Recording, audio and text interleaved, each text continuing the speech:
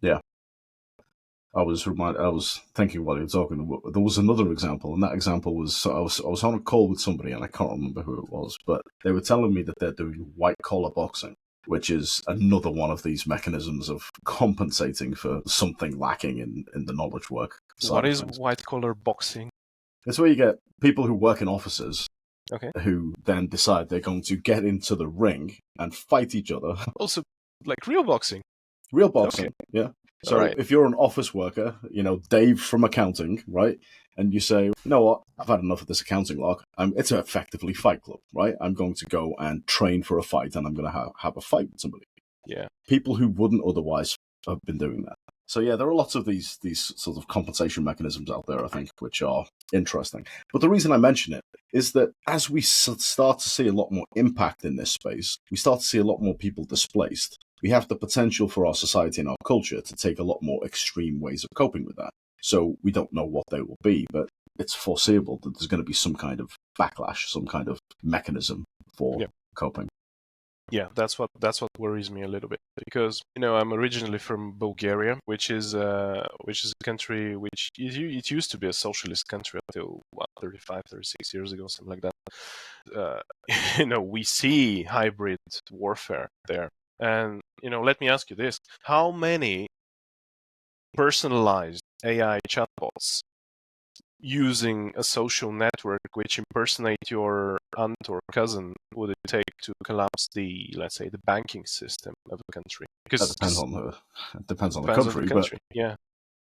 it's probably less than Yeah, but it's cheap. It's a cheap exercise, and it's getting exponentially cheaper. So manipulation is one of the things which does worry me, because all those technologies which allow us to personalize learning journeys and build those AI tutors, and they would be really nice. I mean, you'd be able to talk to like the best subject matter expert. The same thing can happen with comments in social networks. You can get a call from a cloned voice. There's companies like HeyGen and Synthesia which are producing nearly photorealistic quality avatars. So, it's an API call to them. It's not like rocket science. You just need a couple of developers. So that really worries me.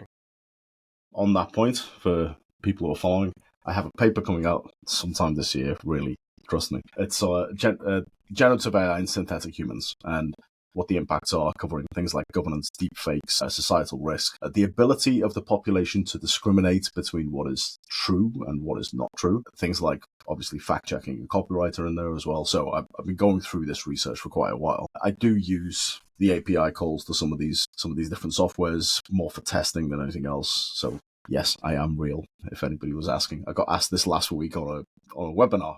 Am I real? It's like, yes, I'm real. For now, I'm real. But anyway, so these things are, you're right. These things are absolutely out there, and there are foreseeable issues. And one of the things that companies need to deal with is, as we move more and more into either automating or using AI to produce materials that we then give to the workforce and say, accept this because it's come from a particular channel, we're going to see an erosion in the capability of people not only to discriminate between what is AI generated and what isn't, but we're also going to see an erosion in people's abilities to do the things that we were talking about, that between us, you mentioned things like critical thinking and problem solving. Yeah. Those, for me, are also skills that lie on a normal distribution. So not everybody has those skills, and it's a fallacious sort of assertion to say that we expect humans are great at critical thinking, and that's what they will do, and the machines will go and do something else. Yeah, that doesn't work for me, right? So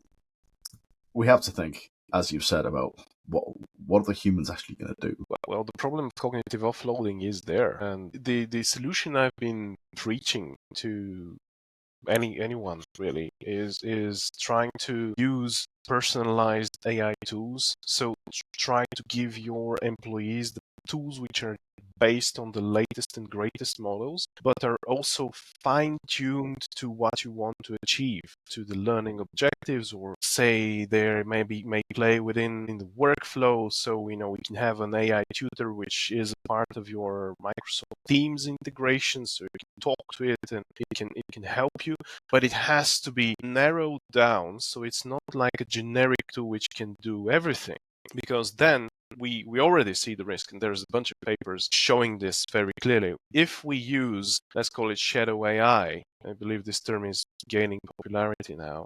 Like we used to have shadow IT when people were using Dropbox, even though it was not allowed by the company, just because it was easy. Now we have shadow AI. I mean, a lot of people within companies will not tell you officially that they're using whatever AI tool, pick your preferred one, but they are. And if you don't have an AI strategy within the company, they're just going to use whatever they have, and then they'll have this cognitive offloading, and their critical thinking skills will get even worse. And I'm not saying they're great. I don't believe there's a hidden genius within all of us. I mean, we've been sleeping for the better part of 30 years now, and I can't multiply 3-digit numbers in my head. I've had a calculator for all my life, and it's going to be the same for many of the things which are being.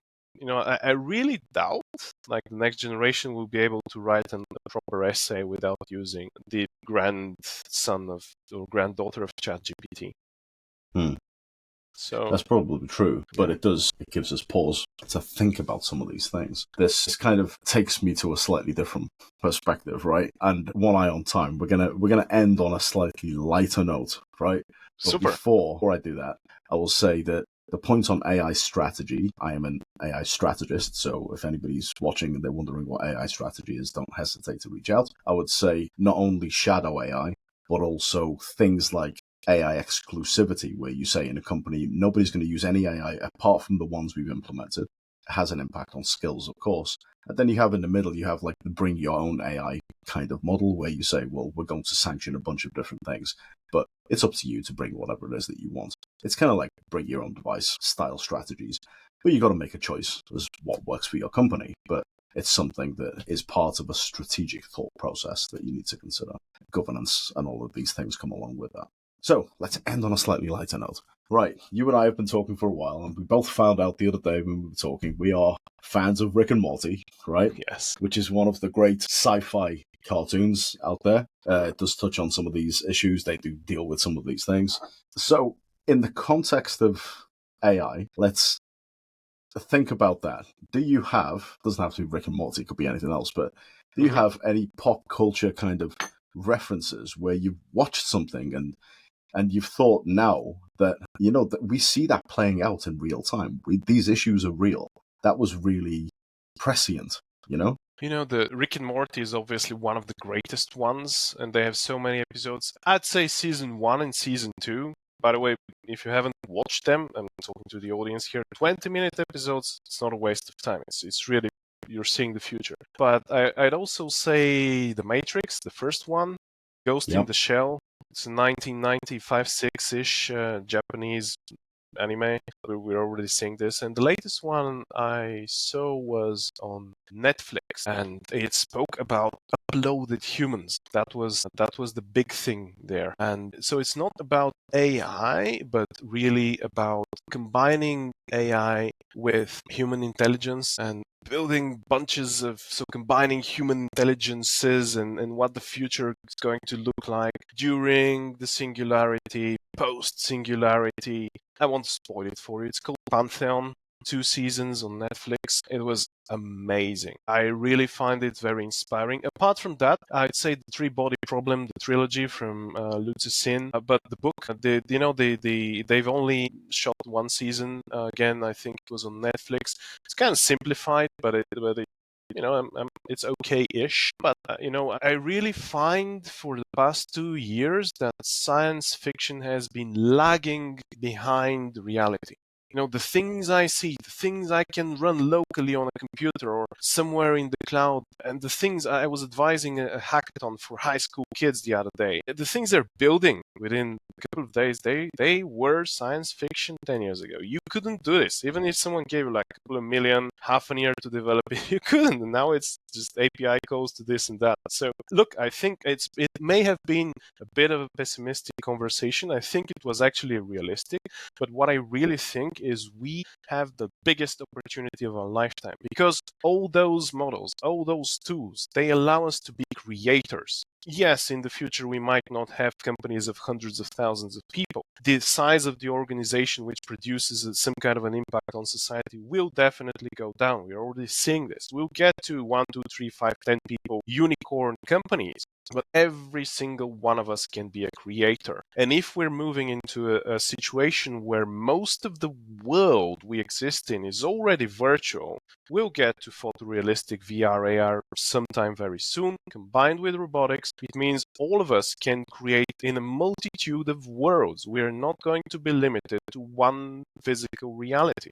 We will be able to exist and create within those worlds, and it's not necessary that our services are paid in pounds, on euros or dollars. They can be paid in Robux, I think was the name. My daughter is buying these. So yeah, I think we're facing. Yeah, it's going to be challenging, but we'll adapt. I mean, that's what we've been doing for the past how many hundreds of thousands of years as like a species. Absolutely. So the key takeaway, if you're watching this and you're in the L&D space, or you're in marketing, or you're in something that involves creative endeavors, something that enables you to create things, one of the key things there is, if we have a future where we can all be creators and we have technology that enables us or facilitates the process of creation, what needs to change in your business for you to be able to, for example, create with the efficiency of a YouTuber, who has an idea, makes a video, puts it online in like a couple of days, versus the 12, 15, 16 weeks cycles that mean that you're creating something in your company? What's the gap? What's the difference? What needs to change? And how do you get there to the point where you are able to leverage the technology that we have in the same agility that a small business or a creator would? So ask yourself that question. This has been one of those really insightful conversations. So Theo, thank you so much for being here. If you're watching this on YouTube, don't forget to like and subscribe. If you're watching this on Spotify, don't forget to follow the channel. There will be updates on all of the social platforms, so Insta, LinkedIn, Facebook. So make sure you follow on those channels as well. But for now, thank you everybody for listening. Thank you, Theo, and Thank you. see you later. See you later.